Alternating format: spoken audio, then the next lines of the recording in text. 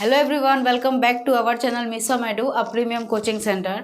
तो स्टूडेंट्स, आज जैसे कि हम लोगों ने बहुत पहले हम लोगों ने विशेषण किया है, हम लोगों ने क्रिया भी कर लिया है, हम लोगों ने संज्ञा सर्वनाम जितने भी ग्रामर है सबको किया है, लेकिन कुछ कुछ है और भी जो हम लोग नहीं किए थे।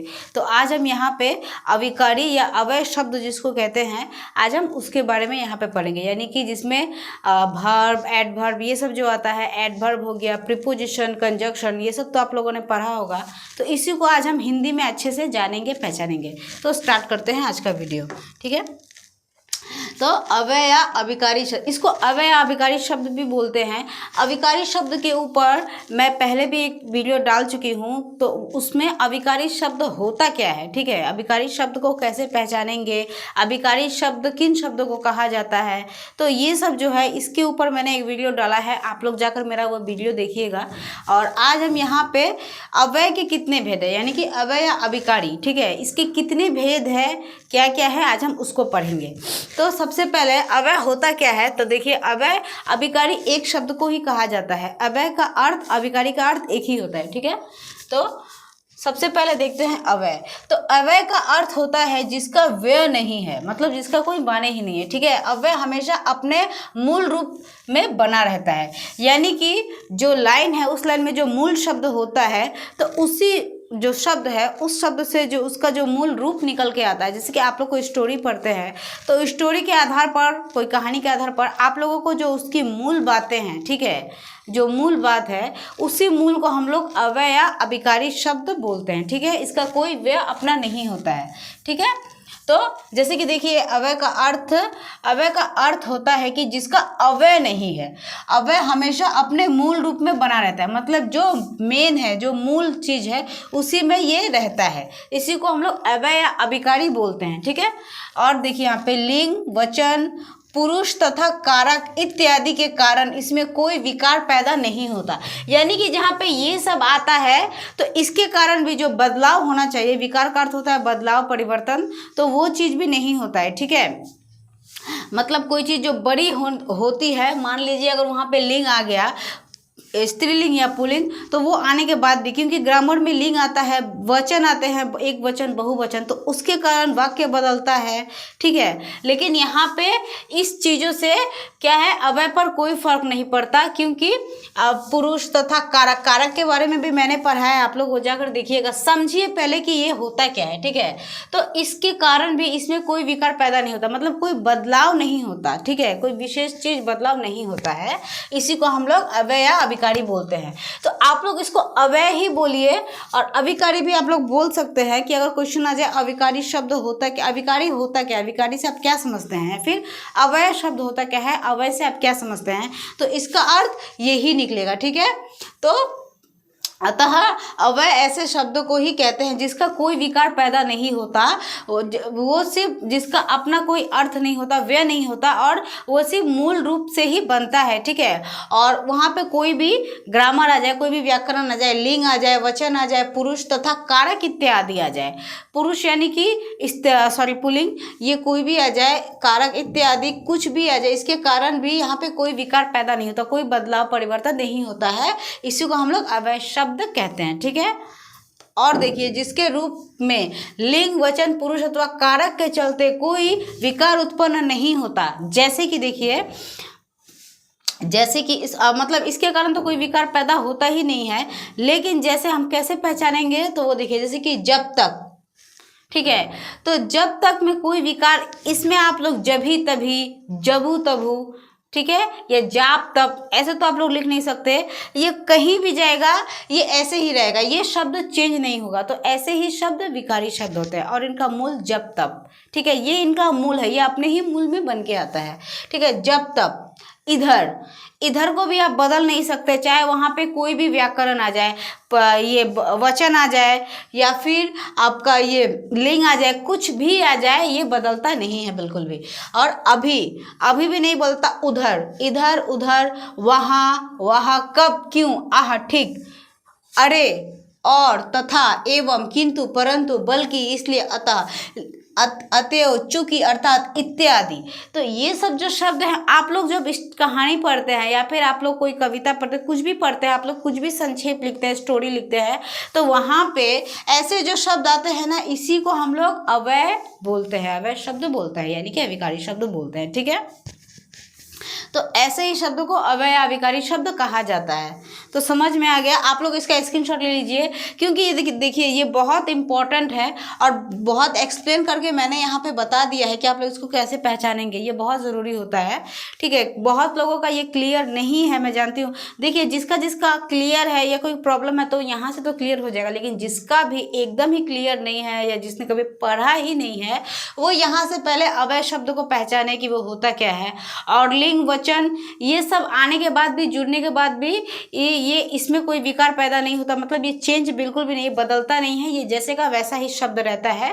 तो ऐसे ही शब्द से आप लोग को तो पता होगा कि आप लोग कहानी पढ़ते हैं तो ऐसे शब्द आते हैं, या फिर साथ साथ, इस तरीके के जो शब्द आते हैं, यही सारे शब्द अव्यय कहलाते हैं। ठीक है, समझ में आ गया? और बाकी जो है लिंग, वचन, ये सब अगर किसी का क्लियर नहीं है तो मेरा सारा पिछला वीडियो है, आप लोग वहाँ पे जाकर वो सब देखिए, समझिए, पढ़िए। ठीक है, अब हम लोग अव्यय के भेद देख लेते हैं। तो अव्यय के भेद 4 ही है। ठीक है, अव्यय 4 प्रकार के ही होते हैं। तो क्या क्या होते हैं? तो देखिए, सबसे पहले क्रिया विशेषण, यानी कि एडवर्ब। ठीक है, और उसके बाद संबंध बोधक, यानी कि प्रीपोजिशन। ठीक है, उसके बाद समुच्चय बोधक, यानी कि कंजक्शन। उसके बाद विस्मयादि बोधक, यानी कि इंटरजेक्शन। तो कुछ इस तरीके के शब्द आते हैं। तो सबसे पहले हम लोग ये सब भी हम लोग पढ़ेंगे। देखिए, ये जो क्रिया विशेषण है, एडवर्ब जो है, इसको समझना बहुत ही ज़्यादा ज़रूरी है। ठीक है, ये और प्रीपोजिशन यानी कि संबंध बोधक, समुच्चय बोधक यानी कंजक्शन, विस्मयादि बोधक यानी कि इंटरजेक्शन, ये चारों समझना बहुत ज़रूरी है। लेकिन मैं ये आज यहाँ पे मैं क्रिया विशेषण को जो है, इसको बहुत अच्छे तरीके से आप लोगों को यहाँ पे बताऊँगी। आज फुल क्लास जो है क्रिया विशेषण के ऊपर ही रहेगा। तो अब ये जो बचा हुआ है जी, ये सब भी हम लोग पढ़ेंगे, लेकिन ये सब हम लोग नेक्स्ट वीडियो में देखेंगे। पहले आप लोग इसको अच्छे से समझिए। ठीक है, क्योंकि इसके भी अपने भेद हैं। ठीक है, प्रकार है। तो सबसे पहले हम क्रिया विशेषण यानी कि एडवर्ब देखते हैं। मैंने विशेषण भी पढ़ाया है और मैंने क्रिया भी पढ़ाया है, आप लोग जाकर वो देखिए, सीखिए। ठीक है, बहुत ज़रूरी है। तो सबसे पहले क्रिया विशेषण यानी कि एडवर्ब जानते हैं। तो एडवर्ब क्या होता है, सबसे पहले ये जानते हैं कि देखिए, जिस अवयव से क्रिया विशेषण, ठीक है, जिस अवयव, सब तो पता चल गया जो मूल होते हैं। ठीक है, तो जिस अवयव से क्रिया विशेषण या दूसरे क्रिया विशेषण की विशेषता प्रकट हो, यानी कि पहला लाइन जो हो गया उसकी विशेषता या दूसरे लाइन की विशेषता प्रकट हो, उसे ही हम लोग क्रिया विशेषण कहते हैं। कुछ नहीं है, बस इतना ही है, क्योंकि क्रिया यहाँ पे कार्य को बताया जाता है। विशेषण तो हो जाता है विशेष। ठीक है, विशेषण हो जाता है विशेष, और जो कार्य है, जो क्रिया है, वो क्रिया यानी कि कार्य। तो यहाँ पे हो जाता है क्रिया विशेषण यानी मूल कार्य। ठीक है, विशेष कार्य, ऐसे भी हम लोग बोल सकते हैं। तो सबसे पहले आप लोग ये देखिए, ये तो आप लोग समझ गए कि जिस अवयव से क्रिया विशेषण या दूसरे क्रिया विशेषण की विशेषता प्रकट होती हो, यानी कि अगर मान लीजिए मैं, आप लोग यहाँ पे कोई लाइन देख रहे हैं, तो इस लाइन में ना होकर भी दूसरे लाइन में अगर क्रिया विशेषण प्रकट होती हो तो उसे हम लोग क्रिया विशेषण कहते हैं। जैसे कि देखिए, वह धीरे धीरे टहलता है। तो कुछ इस तरीके से इसके वाक्य आते हैं। ठीक है, तो वह धीरे धीरे टहलता क्या हो गया, क्रिया हो गया, लेकिन विशेष क्या हो गया, धीरे धीरे। मूल चीज यही है। ठीक है, वह धीरे धीरे टहलता है। तो इसमें क्रिया विशेषण कैसे पहचानेंगे, बिल्कुल सिंपल है। तो क्रिया तो कार्य होता है, तो वो टहल रहा है तो वो कार्य कर रहा है, लेकिन विशेष क्या बतलाता है, इसमें तो कुछ विशेष आता नहीं है, लेकिन विशेष ये है क्योंकि यहाँ पे अव्यय आ जाता है, और अव्यय के शब्द वो है जो चेंज नहीं होते। तो धीरे धीरे, तो ये जो शब्द है, इसी शब्द को जोड़ के क्रिया विशेषण बनता है। ठीक है, तो ये शब्द कभी भी चेंज नहीं होंगे, तो वह धीरे धीरे, तो धीरे धीरे जो है वो विशेष बतलाता है इस लाइन को। ठीक है, तो वो धीरे धीरे टहलता है। ठीक है, और भी है समझने के लिए, आप लोग देखिए कि राम अभी पढ़ता है। तो यहाँ पे जो अभी है, यही अव्यय शब्द है और यही विशेष शब्द है। अब समझ में आ गया आप लोगों को, यही अभय है और यही विशेष शब्द है। तो इसी को हम लोग क्या बोलेंगे, क्रिया विशेषण। ठीक है, तो ये गया। और यहाँ पे देखिए, अगर दोनों को मिला देते हैं तो क्या होता है, यहाँ धीरे धीरे और अभी, देखिए यहाँ धीरे धीरे और अभी टहलना या पढ़ना क्रिया की विशेषता बतलाता है।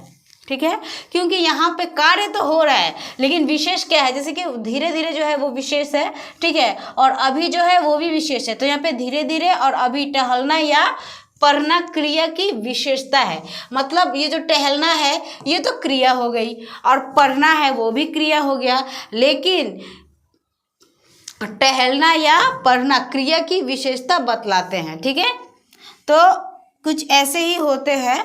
तो आप लोग इसको अच्छे से देखिए। ठीक है, ये चला गया, तो इसी को विशेष बतलाता है। और ये हो गया आपका अव्यय अव्यय शब्द। अतः देखिए ये यहाँ तक ही आता है। ठीक है, क्योंकि जैसे आप लोग को एग्जाम्पल उदाहरण देना पड़ता है।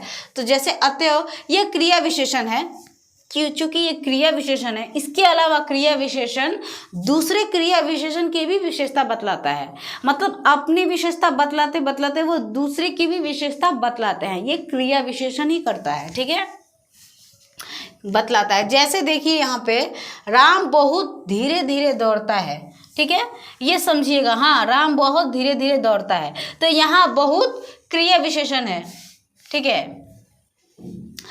क्रिया विशेषण है, यहाँ बहुत क्रिया, क्योंकि धीरे क्रिया है, विशेषण की विशेषता बतला रहा है ये जो है। ठीक है, धीरे, तो यही तो विशेषता है, जैसा कि मैंने यहाँ पे ही बताया यही विशेषता है। तो यहाँ पे धीरे धीरे दौड़ता है, जैसे राम बहुत धीरे धीरे दौड़ता है, यहाँ बहुत क्रिया विशेषण है, क्योंकि धीरे धीरे क्रिया विशेषण की विशेषता बतलाता है। तो यहाँ पे जो बहुत है ये क्रिया हो गई, बहुत यानी कि बहुत ज़्यादा कार्य कर रहा है। जो धीरे है ये विशेष है, तो यहाँ पे धीरे जो है ये क्रिया विशेषण की विशेषता बतलाता है। ठीक है, तो यही मैंने बोला कि ये विशेषता बतलाता है, ये कार्य है।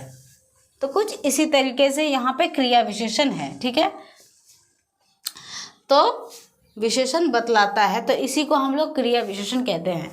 देखिए ये यहाँ तक भी इम्पोर्टेंट है। ठीक है, और समझने के लिए चूंकि यहाँ तक भी मैंने दिया हुआ है, अतः ये अगर एग्जाम में आ गया कि क्रिया विशेषण से आप क्या समझते हैं, तो आप लोग इसको इतना दूर ही लिखिए। ठीक है, और उसके बाद आप इसके भेद लिखिए, क्रिया विशेषण के कितने भेद है कितने नहीं। तो सबसे अब ये तो हो चुका है, उम्मीद करती हूँ समझ में आया होगा। कोई प्रॉब्लम होने से आप मुझे कमेंट करके पूछ सकते हैं। ठीक है, तो सबसे पहले अब देखते हैं क्रिया विशेषण के भेद। तो क्रिया विशेषण देखिए, क्रिया विशेषण के भेद जो है वो दो रूप से होते हैं, एक प्रयोग से और एक रूप से। मतलब कि दो तरीके के होते हैं, एक प्रयोग की दृष्टि से देखे जाते हैं यानी कि उपयोग की दृष्टि से, और एक रूप की यानी जो स्वरूप होता है। मान लीजिए किसी टॉपिक का या किसी कहानी का जो मूल बात है, ठीक है, मूल स्वरूप है कि इस कहानी में विशेषता क्या है, तो वो मूल रूप से जो होता है, तो यहाँ पे रूप के हिसाब से अलग आ जाता है। और प्रयोग, ठीक है, तो क्या प्रयोग हुआ है, तो प्रयोग की दृष्टि से अलग हो जाता है। तो क्रिया विशेषण के दो अलग अलग प्रकार है, एक मतलब अलग अलग भेद है, एक प्रयोग की दृष्टि से है और एक रूप की दृष्टि से है। ठीक है, तो क्रिया विशेषण के भेद तो दो ही आते हैं, प्रयोग और रूप। ठीक है, लेकिन इसके अपने अपने भेद हैं, एक प्रयोग की दृष्टि से आ जाते हैं और एक रूप की दृष्टि से आ जाते हैं। तो सबसे पहले हम प्रयोग की दृष्टि को पढ़ लेते हैं। ठीक है, तो प्रयोग की दृष्टि में क्या क्या आता है, साधारण प्रयोग हुआ, संयोजक, अनुबद्ध। तो हम पहले इसको देखते हैं। तो प्रयोग के अनुसार क्रिया विशेषण के भेद। तो देखिए प्रयोग जो है, प्रयोग की दृष्टि से क्रिया विशेषण के तीन भेद हैं। ठीक है, प्रयोग आप लोग ये जानिए, क्रिया विशेषण आप लोग जान गए। और क्रिया के भेद दो प्रकार के होते हैं, एक प्रयोग की दृष्टि से क्रिया तीन प्रकार की होती है। ठीक है, और एक रूप भी आ जाता है, तो रूप की दृष्टि से भी क्रिया तीन प्रकार की होती है, ये दोनों अलग अलग हो जाते हैं। तो सबसे पहले हम लोग ये जो है प्रयोग, तो प्रयोग की दृष्टि से देखते हैं।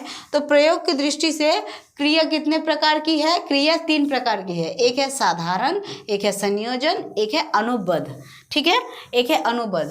तो सबसे पहले हम साधारण पकड़ लेते हैं। तो साधारण देखिए, साधारण क्या है? साधारण क्रिया विशेषण। तो साधारण क्रिया विशेषण देखिए, जब क्रिया विशेषण का प्रयोग किसी वाक्य में स्वतंत्र रूप से होता है तो उसे साधारण क्रिया विशेषण कहते हैं, यानी कि जिसमें कोई दबाव ना हो, या कि जो मतलब स्वतंत्र दृष्टि से, यानी कि जो आप वाक्य लिखते हैं तो उस वाक्य में कोई और मतलब व्याकरण नहीं है कि उसके चलते ये शब्द पलटा है या बदला है।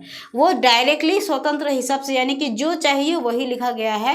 और ऐसा नहीं है कि आप लोग अगर कोई वाक्य लिखे हैं तो उस वाक्य में कोई जो दूसरा ग्रामर है, जैसे कि वचन, लिंग, मान लीजिए अगर वहाँ पे वचन है तो ये वचन की दृष्टि से ये बदलेगा नहीं और वहाँ पे वचन आएगा नहीं, मतलब कोई भी ग्रामर वहाँ पर बैठेगा नहीं, ये स्वतंत्र अपने हिसाब से वहाँ पे रहेगा। ठीक है, किसी भी व्याकरण के हिसाब से ये शब्द बदलेगा नहीं। तो उसी को हम लोग साधारण क्रिया विशेषण कहते हैं। जैसे हाय, ठीक है, हाय जो है ये बदलता नहीं है।